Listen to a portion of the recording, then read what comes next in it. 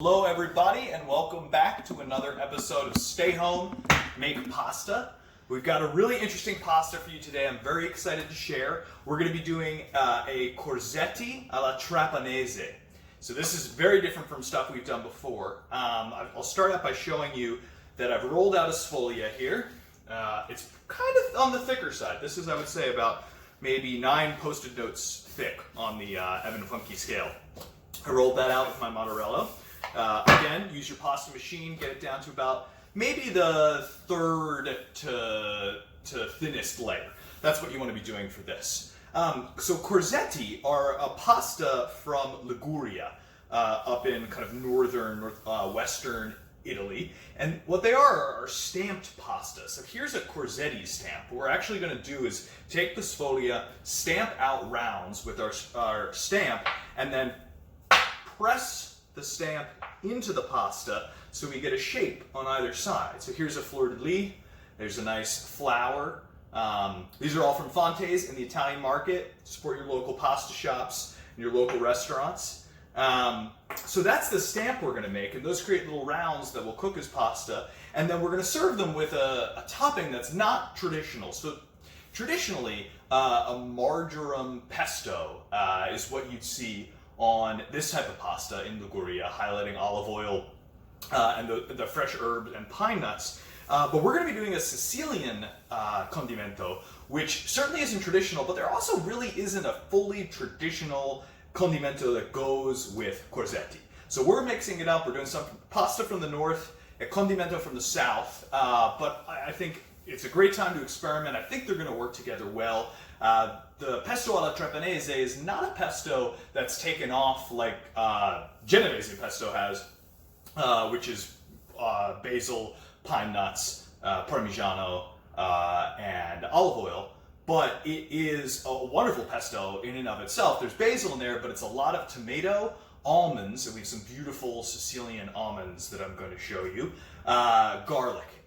So definitely different flavors. Sometimes you throw pine nuts in there as well, but that's what we're going to be doing this week. So I'm going to get to right off the bat cutting out some of these Corzetti. Now, if you don't happen to have Corzetti stamps lying around at home, use cookie cutters and anything that you can press into to kind of thin out and make a shape a bit. But you're just going for rounds. So I'm just going to dip my stamp in a little bit of flour. I'm going to come here on the edge.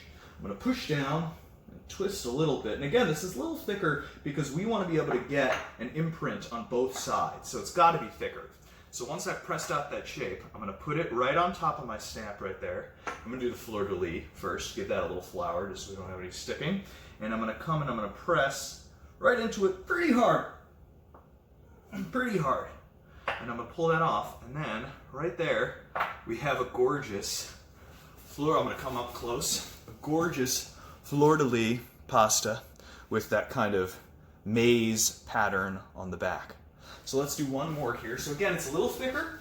It's thicker because we want to get the imprint on both sides. So why don't we do the flower? Yeah, it's a flower this time. One Corzetti stamp that I definitely want to get at some point is the wheat, which is good luck. And that I'm probably going to go to Bill Anderson, the maker of most of my pasta tools, and see if he can do a traditional wheat shape for me. So again, I dug that in there. I am pulling it out, flipping over the stamp. And I would love to hear what kind of cookie cutters you might be using for this, because it definitely is a fun, family-friendly activity. And I'm going to come to the pasta and give it a good press, and then peel it off. And there, this time, we have, if it'll come off the mold, yeah, it will, a lovely flour. So this dough, just so you have an idea of what the dough is that we made, this is pretty simple dough with one little tweak. So this dough has about a pound of 00 flour and 4 eggs. And then this has a little bit of white wine in it, actually, which is kind of traditional for Corzetti dough. Totally optional. You can use water, but it's particularly a little less eggy than some of the other shapes, like the tagliatelle that we made. And if you want to see how we did the full sfoglia and this whole process, please check out our spinach tagliatelle episode. that's where you could get a glimpse at that.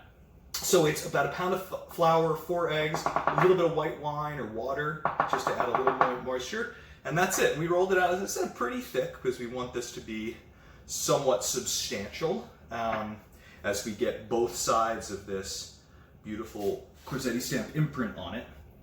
And that's what we're going to do. So we're going to cut out a whole bunch of these. These will freeze really well too if you want to make a bunch and then save them for future meals. And then, as we start to get them cooking, we are going to make our pesto in this beauty. So if you don't have one of these, grab your food processor and get ready to make pesto alla Trapanese right along with us. This is about halfway through our doughs. You can see these awesome shapes. We've got them here drying out on a piece of parchment, just with some semolina to keep them from sticking. So the shapes here, the origin of these stamps is that they used to be the stamps of various households, like a family crest that was put into the pasta shape to carry, just like a coin, far and wide via food. So we don't have a family crest, but I think the fleur-de-lis does a pretty good job. So that's about halfway through. We're going to finish up this dough. Then we're going to let these dry some more and show you how to make our pesto.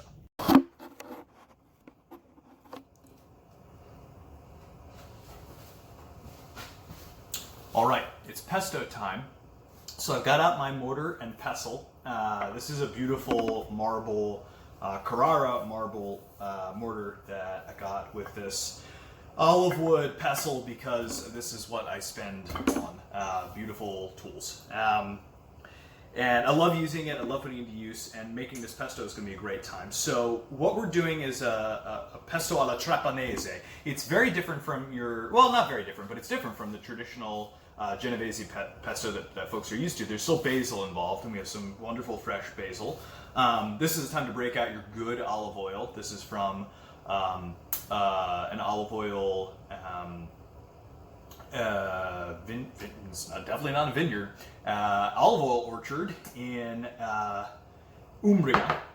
Then we have these beautiful Sicilian almonds that we're going to break out of our drawer, de-vacuum pack, and put to use. We've got some salt. Rachel right now is taking the skins off a bunch of tomatoes because she's a saint.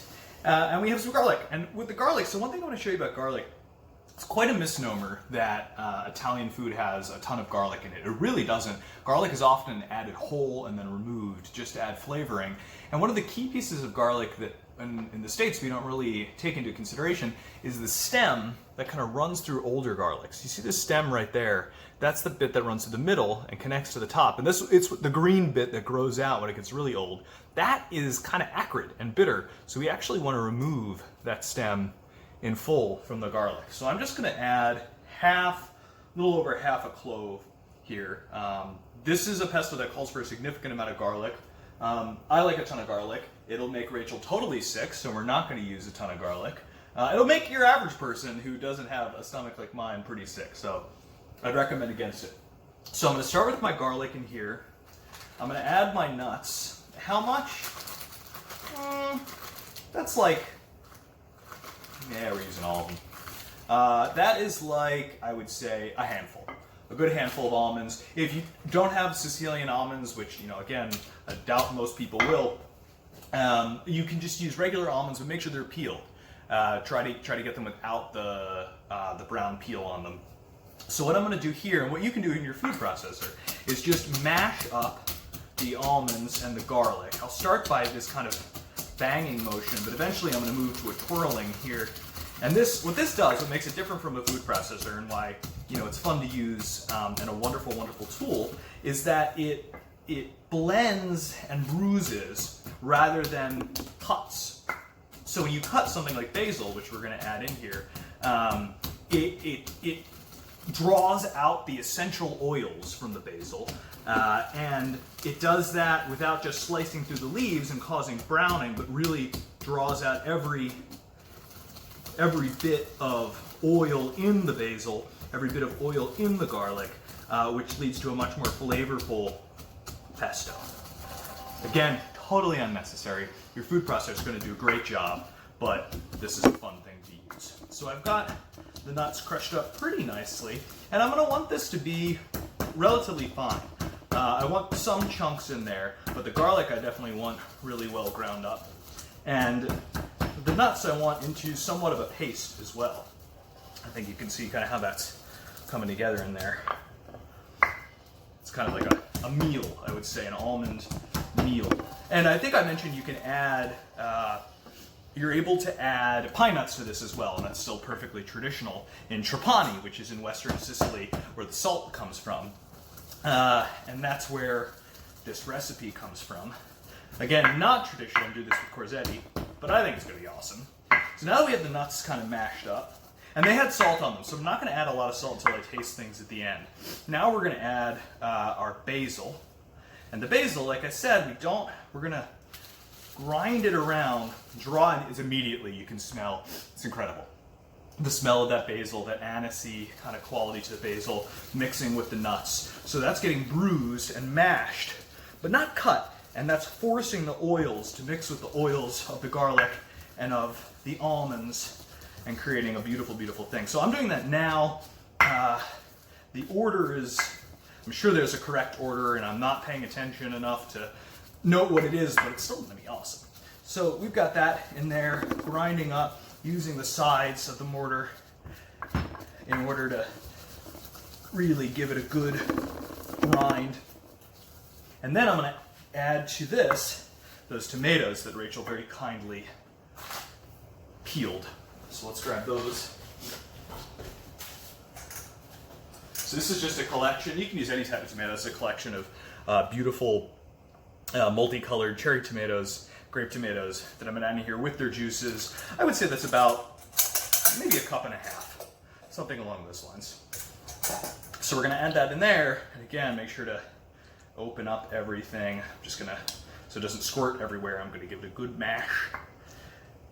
So our family had planned to do a trip to Sicily this summer, and that's clearly not happening. So using this and these videos that I'm sharing with all of you is a chance to highlight some Sicilian dishes specifically. So definitely look out for that in future videos.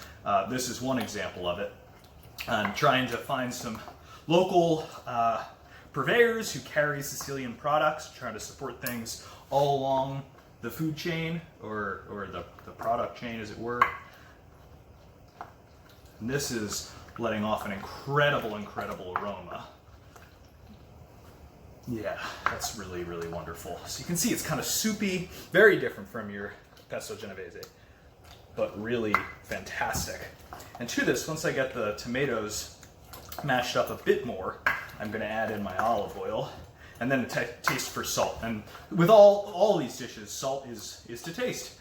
You try it, you got to try your food at every single stage. You got to try things to make sure that it is flavored the way that you like it. And you can't rely just on quantities, which is why I don't give a lot of quantities in these recipes. I try to give you a ballpark, but you know, the amount of liquid you have in your flour depends on the day and the humidity, and the amount of salt might depend on, you know, how sensitive your taste buds are that day. So I try to give you an idea, but I don't want to dictate. And that's kind of the beauty of this type of cooking. It's a lot by feel, by taste. So slowly, we're going to add in this wonderful Umbrian olive oil and incorporate it. And I'm going to say we're going to end up adding maybe a quarter of a cup, maybe a little more than that. But we're going to do it slowly, and this is what you do in your food processor too. If you're using a food processor, you would slowly dribble it in so it doesn't break, and then it creates a nice emulsification. And that's what we're getting here. Okay, I'm going to pause there, and I'm going to give it a little taste. We're going to see how this is. Oh, it's wonderful. It's wonderful. You can do with a bit more salt, but it's got that almond coming through. You really get the taste of the olive oil, the fresh basil. It's an amazing pesto. You really should make this pesto. It's different from what you're used to, and it's fantastic. So that is what our pesto alla Trapanese looks like. And this is going to be dressed on the Corzetti themselves, not tossed in. You'll see in the end how we bring it together. but it's very delicate. It's not something we need to toss in a pan for ages. All right, so now we're finished with our pesto. We're gonna go and get our Corzetti cooking. So we have all of our Corzetti here. I feel like I'm rich with all these coins of pasta. So we're gonna put all these in at once, have a bunch of leftovers. I've got my plate ready to receive it. This is a wonderful wedding gift from the Utkis family. It's one of our favorite plates. It's beautiful, hand-painted Italian plate. Again, I just spend my money on food stuff, which is, you know what, not a bad way to spend it when you get to use these tools and things for family and friends. So, pasta in. Salted water, again, salted like a good soup, not like the sea. No one wants water as salty as the sea. We're gonna put it all in. We're gonna give it a twirl with our spoon so that things don't stick to the bottom. And then I'm gonna put the lid back on, and I do that just to get it back to a boil as fast as possible. And then I've got my pesto over here, ready to go. Look at that. It's really beautiful, and it tastes amazing. So this is, like I said, not something that we are going to toss throughout the pasta. We're simply going to dress it after it goes onto the plate. And that's why I have the plate there. And I'm going to take 1 or 2 more leaves of basil, sorry Rich, to garnish this gorgeous dish. So we're going to have these ready. This is also something that doesn't need cheese. It should be good just as it is. We're going to take a look at these guys and see that, yeah, if you get up close to the water, you see as they're coming to the top, that tells us that they're pretty much done, and they're retaining their stamp, which means we got about the right thickness. That's gorgeous. I mean, this is what we want there. It's a beautiful dough. These are going to have a lovely toothsome quality to them. We're just going to give them a little more in here, just because they're a bit of a thicker pasta than what we're used to. Instead of, you know, 1.5 minutes, 2 minutes, I'm going to go maybe 3 minutes. Now they are coming to the top, so what I might do is, why not, just test one and see how it is, besides incredibly hot. That's got a great bite to it. It's really toothsome. A little more time. It's amazing. It actually has the kind of qualities of al dente dried pasta. And I think that's because it's a little thicker. We worked it, it's got more egg whites in it than the egg yolk, so it's got a little more tensile strength. And it's also something that we let dry out for a while. During the interim, we did let this sit out and dry, and it takes on a bit of a bitier quality. So that's incredible. That's really, really nice. We're gonna let it go a bit more, but we don't want to lose that toothsome quality, so I'm not gonna let them go much longer. We also don't want to lose these shapes, as you can see. Clear, fleur-de-lis. Let me try to find one of the ones that, yeah. There's the flower, the star. Rachel said it's like a snowflake. Really gorgeous. So again, when we can be together with all of our friends, this is going to be a wonderful dish to serve to everybody because it's pretty gorgeous. So we're going to take these out now. I think that's just about perfect. Shake off the excess pasta water, plating it in this serving platter here, and just spreading it around. You don't have to worry about these sticking now. It's not an issue. So we're going to plate all those gorgeous Corzetti right there. And then we will come over, don't want to lose a single one. And then heat off, we'll come over here to our mortar, and we're going to take that pesto and dress it right on top. Just like that. As much as you like. That's probably going to do it for us right now. And then I'm just going to garnish it in the center with some wonderful fresh basil. And there you go, Corzetti with pesto alla Trapanese. That is dinner tonight. Thanks everybody, have a wonderful week. Hello everybody.